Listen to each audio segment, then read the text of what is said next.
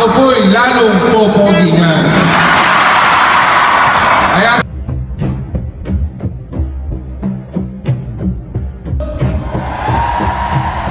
mabuhay ang alyansa! Ako po si Benang Abalos, isang abogado. Dati po akong mayor ng Mandaluyong. Ang aming pong lugar ay napakaliit. Sa amin po yung mental hospital. Kaya ang tanong sa amin, tigaloob ka ba o tigalabas? Pero, pinalago namin ito. Hanggang sa naging economic tiger city kami ng buong Metro Manila. Binigay po ito ng Malacanang. At pagkatapos, isa lang hinihingi ko sa mga negosyante, isa lang. Trabaho para sa tao. At pagkatapos doon, dinagit namin ang pabahay sa linis ng tren, magmula sa Liwat River hanggang Pasig River. 2,000 tao, hindi na ho informal settler, lahat itituloy na. At tuloy-tuloy ang pamahain namin, sunod-sunod ang mga programa, number 1 sa nutrisyon, child-friendly, United Nations awarding, lahat na po. At lahat po yan, iaambag ko dito po kumayar tayo sa Senado. At pagkatapos, naging senador tayo. Pagkatapos ito, naging DILG secretary tayo. Eto na, ang assignment ko, hulihin at tumisin, isa-isa. Number 1, si Congressman Arnie Teves, na kanya pumatay si Governor Tigama.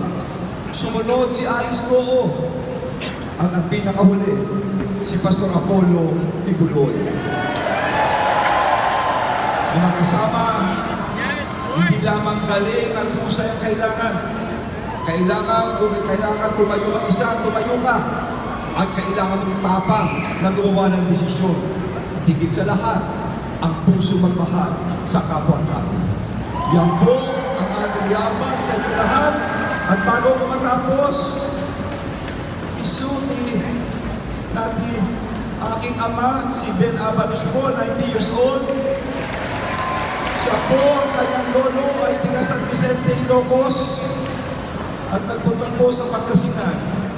Ang buong pamilya ko nandun. At isa dito ang isulati. Aking anak si Charlene. Charlene, tumayo ka.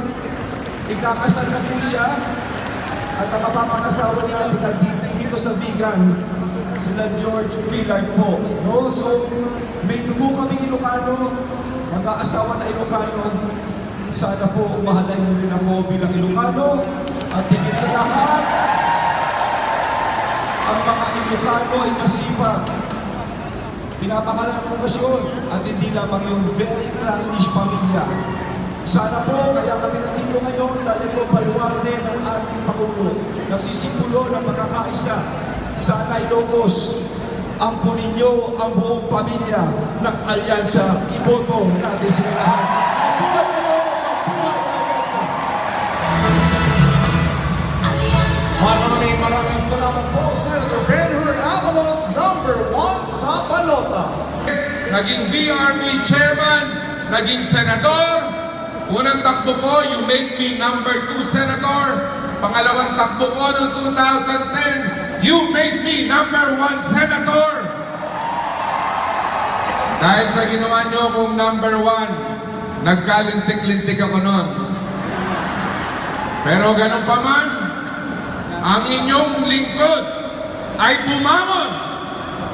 Grabing pagigiba, pero kahit na paano pang giba ang gawin nila, hindi tayo sumuko sa laban. Dahil ang aking paninindigan ay para sa bayan.